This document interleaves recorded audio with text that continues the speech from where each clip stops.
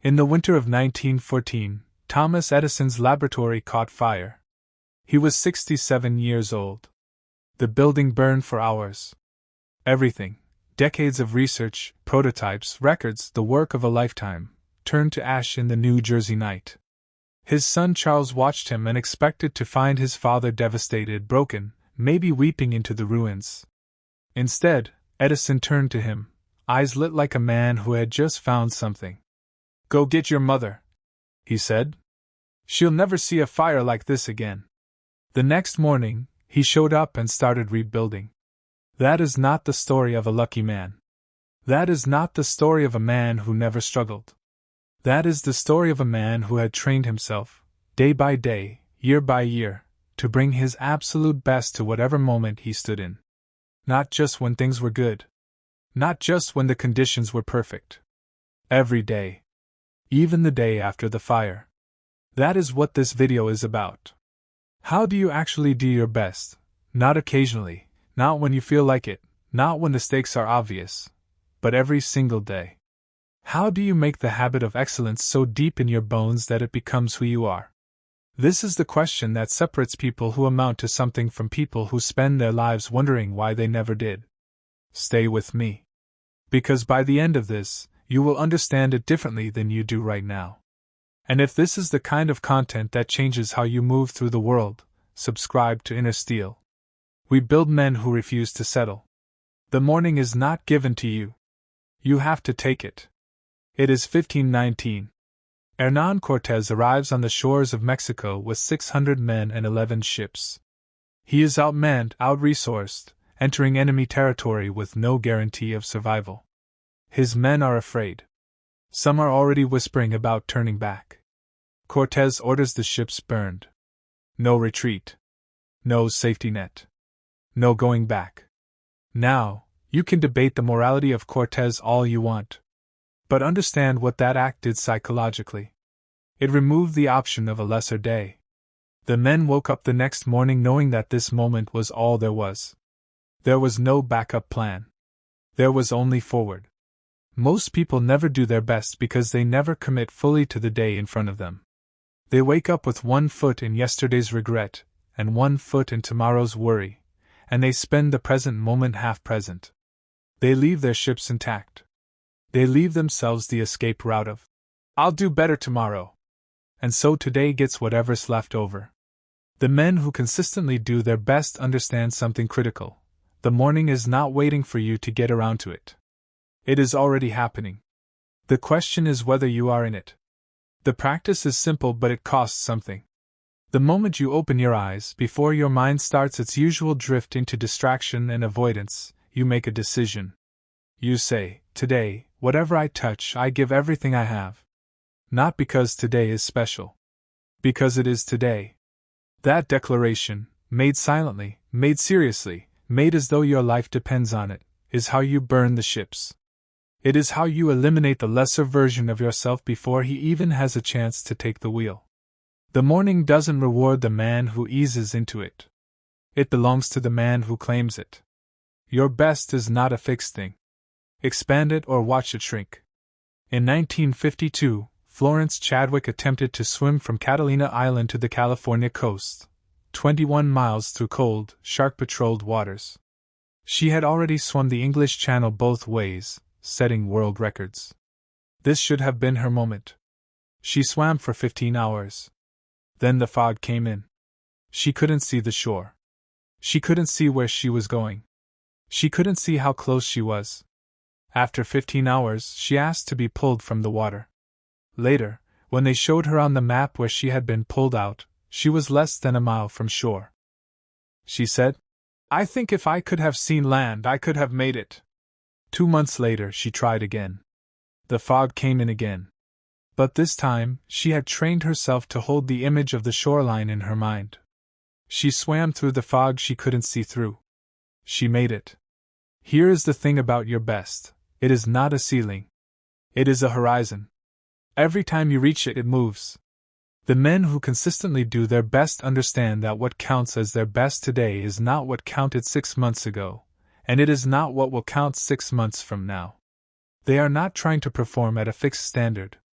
They are trying to exceed yesterday's version of themselves. That requires something uncomfortable. You have to be willing to not know where the shore is. You have to be willing to operate in fog. You have to have trained your mind to carry the image of what you're building even when conditions make it invisible. This is why the consistent pursuit of growth is not optional for a man who wants to do his best. If you are not expanding your capacity, you are contracting it. There is no maintenance. The man who decides he has learned enough, who coasts on what he knew last year, who stops challenging himself, that man is not doing his best. He is doing yesterday's best, which means he is falling short. Build the habit of pushing against your own edge. Every day, in at least one area, do something that requires a little more than you think you have. That is how the horizon moves. What you tell yourself in the hard moment is everything. Roger Bannister was told it was physiologically impossible. Doctors, coaches, scientists, the consensus was firm. The 4-minute mile was a wall that human biology could not cross. Men had been trying for decades. The record crept closer, agonizingly, but the barrier held. The belief held too: you simply cannot run a mile in under 4 minutes. The human body will not allow it. On May 6, 1954, Roger Bannister ran a mile in 3 minutes and 59.4 seconds. 6 weeks later, John Landy broke his record. Within a year, 3 men had run sub-4-minute miles. The barrier wasn't physical. It was a story. What you tell yourself in the hardest moment of your day determines what becomes possible for you. Not what is objectively possible. What becomes possible for you. Most men have an inner narrator that is brutally discouraging at exactly the wrong time. The moment fatigue sets in, the moment a task gets difficult, the moment they face rejection or failure, the voice shows up and says, "This is too hard. You're not built for this." Nobody would blame you for stopping. And most men believe that voice without question, as though it were reporting facts. It is not reporting facts. It is generating limits. The practice of doing your best every day requires that you learn to talk back. Not with toxic positivity. Not with empty affirmations. With honest, forceful redirection. When the voice says you can't, you say, "I haven't yet." When the voice says this is too hard, you say, "Hard is the point." When the voice says no one would blame you, you say, "I would blame me." This is not about being delusional. Bannister didn't ignore the data. He trained scientifically, intelligently, with precise purpose. But he also refused to allow the collective story of impossibility to colonize his mind.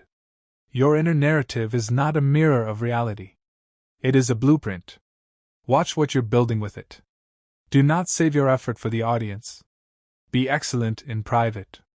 In ancient Rome, there was a concept the Stoics returned to again and again: the inner witness.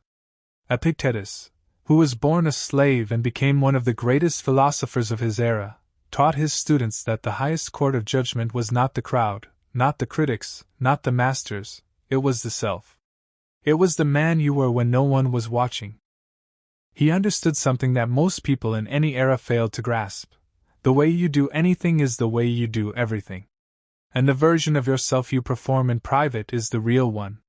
This matters enormously for doing your best every day, because most people only bring their best when they believe it will be seen. They work hard when the boss is watching. They perform when there is an audience. They bring intensity when someone will know whether they tried or not. But when no one is watching? When the task is invisible? When the result won't be measured or praised? They coast. And in doing so, they train themselves, at a deep, cellular level, to be men who require external validation to give their effort. They make their best conditional. They make it a performance rather than a practice. The man who does his best every day does it in private first. He takes the phone call no one will hear and speaks with the same care he'd give to a recorded interview. He does the workout no one will see with the same discipline he'd bring if cameras were rolling. He does the small task at the end of the long day, the one no one is checking on, with the same precision he'd bring to the thing that will define his reputation. Because he knows, character is what accumulates. And what accumulates in private is what shows up everywhere else. There is a story of Michelangelo being questioned about why he was putting such painstaking detail into the back of a statue, the side that would face the wall, that no one would ever see. He reportedly said, "God will see." Whether you hold that belief or not, the principle stands.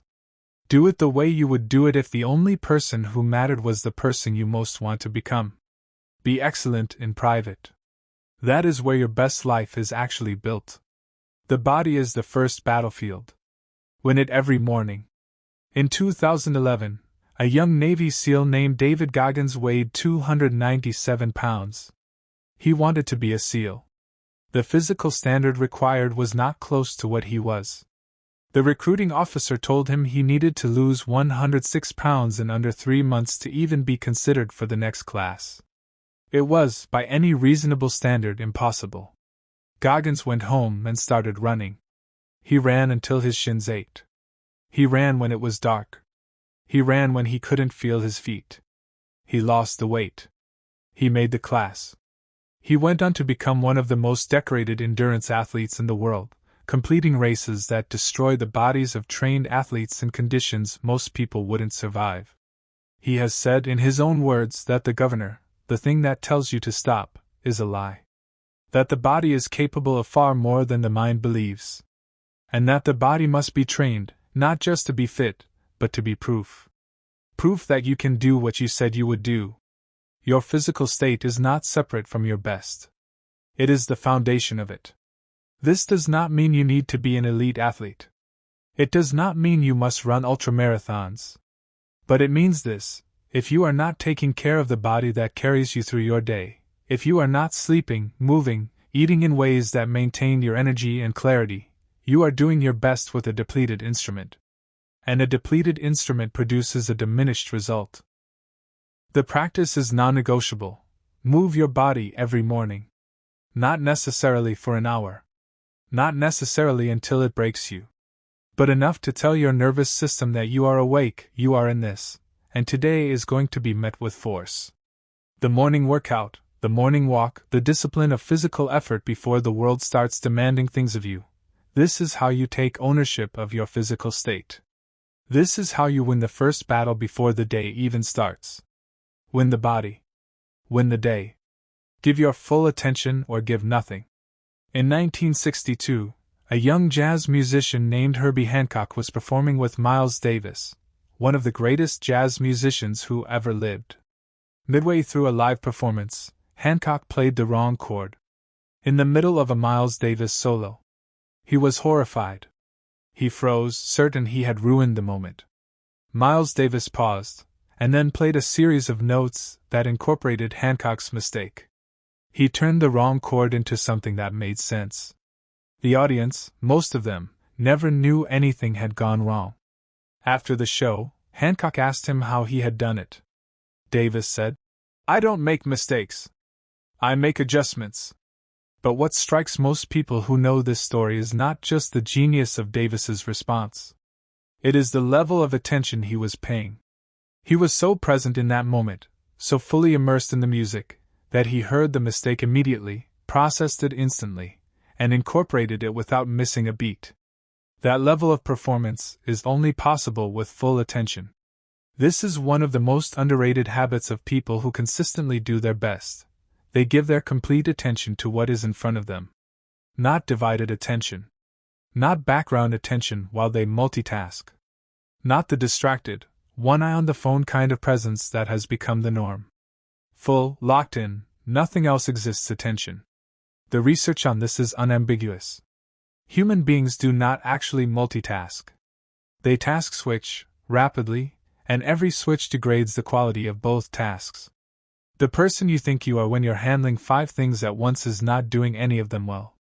The man who does his best every day has learned to be ruthless with his attention. He finishes one thing before beginning another. He enters conversations as though they are the only thing happening. He works in blocks of deep focus, not scattered minutes of shallow presence. The world will constantly try to fragment your attention. Every notification, every interruption, every open loop you haven't closed, they all pull pieces of you into the past and the future and away from right now. Guard your attention like it is your most valuable resource. Because it is. Learn from the day before it ends. Do not let experience go to waste. Benjamin Franklin, at the end of every single day of his adult life, asked himself one question. What good have I done today? He had asked himself in the morning. What good shall I do today? And in the evening, he sat down and answered, what actually happened? What did I do? Where did I fall short? Where did I exceed what I expected of myself? Franklin was not doing this as a guilt exercise. He was doing it as a feedback loop. He understood that experience without reflection is just experience. It does not make you better. It just makes you older. The men who do their best every day are students of their own performance. They review. They assess. They close the day not by escaping into entertainment or distraction, but by briefly, honestly looking at how the day went. What worked? What didn't? Where was I fully present? Where did I drift? Did I do what I said I would do? If not, why? This is not about beating yourself up. The review is not a punishment. It is information. A fighter who watches no film of his fights does not improve between bouts. He repeats the same errors, exploits the same openings, and eventually faces an opponent who has studied those patterns and destroys him. You are in a fight every day. With distraction, with complacency, with the lesser version of yourself that always prefers comfort to growth. You cannot win that fight if you never study the footage. The evening review costs 10 minutes. It returns compounding interest across years. Sit down. Ask the question. Answer it honestly. Make one adjustment. Get up tomorrow and use the answer. This is how men get better, not just when things go wrong, but when things seem to be going fine. Fine is the enemy of excellent. The review is how you find the gap between where you are and where you could be, even when you think everything is going well. Do not let experience go to waste. Stop waiting to feel ready. The feeling comes after the action. In 1983, a mountaineer named Joe Simpson was descending the Peruvian Andes with his climbing partner Simon Yates after they had successfully summited a peak no one had ever climbed before. On the descent, Simpson fell and shattered his knee. His leg was useless. He and Yates were thousands of feet above help, in brutal conditions, with dwindling supplies. Yates tried to lower Simpson down the mountain with a rope. In the dark, in a storm, he accidentally lowered him over a cliff edge into a crevasse. Unable to hold the weight and unable to hear each other over the wind, Yates made the agonizing decision to cut the rope. Simpson fell. He fell into the crevasse, and landed on a snow ledge instead of falling all the way through. He was alone. His knee was shattered. He had no way of knowing if anyone was still looking for him. He had almost no food and water. He did not feel ready to survive. He did not feel capable. He did not feel motivated. He started crawling. He crawled for 3 days. He fell. He got up. He crawled back toward base camp on a destroyed knee, through the high Andes, hallucinating from pain and dehydration, singing songs to keep his mind from breaking. He arrived at base camp hours before his partner was set to leave, and lived. He said later, I never thought about whether I could do it.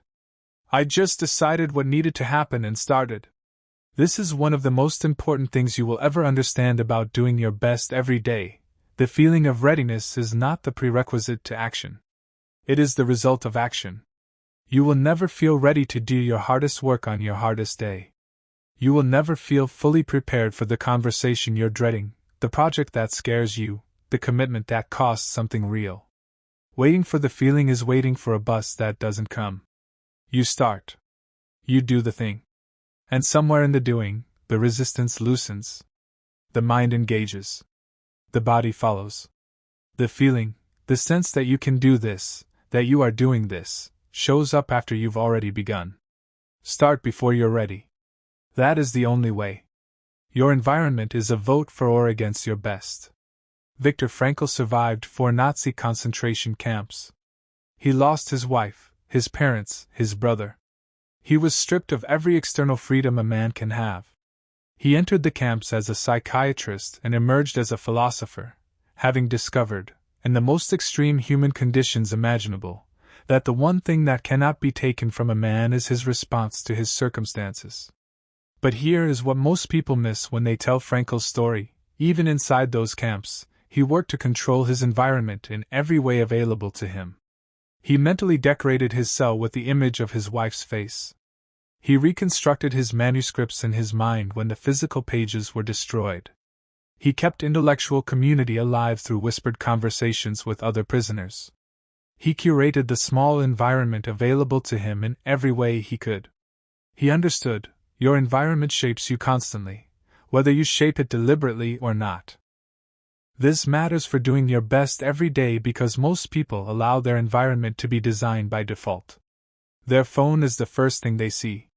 Their workspace is cluttered with distraction. Their social circle includes people who celebrate complacency. Their home is arranged to facilitate rest when they need to facilitate effort. And then they wonder why it is so hard to bring their best. The man who does his best consistently designs his environment deliberately. He removes friction from the things he wants to do. He adds friction to the things that pull him off course. He curates his physical space so that it tells him, this is where serious work happens.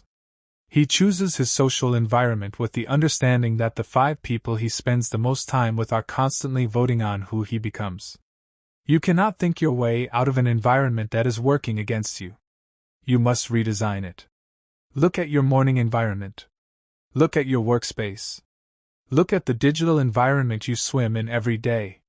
Ask honestly, does this place support my best, or does it sabotage it? Then build the version that supports it. You have more power over this than you think. And it costs far less than the price of never doing your best. If not now, when? The urgency that changes everything. In 50 AD, a Roman general named Agricola was serving under the Emperor Claudius. He was not the most gifted soldier in the Roman legions. He was not politically connected. He had no particular advantages of birth or influence. But he had one thing that most of his peers lacked. He lived as though every campaign might be his last. He prepared with absolute thoroughness. He trained his men as though every drill were the real thing. He led not from the back but from the front. He was reported to be present in every moment in a way that unnerved more casual commanders. He rose to become one of Rome's most celebrated generals, governing Britain and pushing Roman territory further north than it had ever gone. Not because of genius or luck, but because he treated every day as though it counted. Most people live with a quiet assumption that tomorrow is infinite. That there will always be more time to become who they meant to become, to do the work they have been deferring, to bring the intensity they have been saving for some future moment when conditions are better. That assumption is the greatest thief in human life. It is not dramatic tragedy that steals most men's potential. It is the slow accumulation of days where they did less than they could because they believed they had more time. The urgency that changes everything is not panic. It is clarity. When you understand, truly, not just intellectually, but in your gut, that this day will not return, that this hour spent half present is an hour gone from the total you will ever have, something shifts. The meaningless thing stops being attractive. The important thing becomes urgent. The gap between who you are and who you intend to be feels intolerable rather than manageable. That feeling is a gift. Use it. Ask yourself tonight, if this were the last year I had, would I be satisfied with how I spent today? That question, asked honestly, with courage enough to sit with the real answer, will tell you more about where to focus than any productivity system ever invented. Do not wait for the right moment. This moment, right now, as you hear these words, is the right moment. It is the only moment you actually have. Subscribe to Inner Steel. Not because I told you to. Because you know, somewhere you have always known, that the version of yourself you are capable of becoming requires you to seek out the kind of thinking that challenges you. Most channels will tell you what you want to hear. We will tell you what you need to hear. The men who build something real, with their lives, their relationships, their work, their minds, are not men who stumbled into it.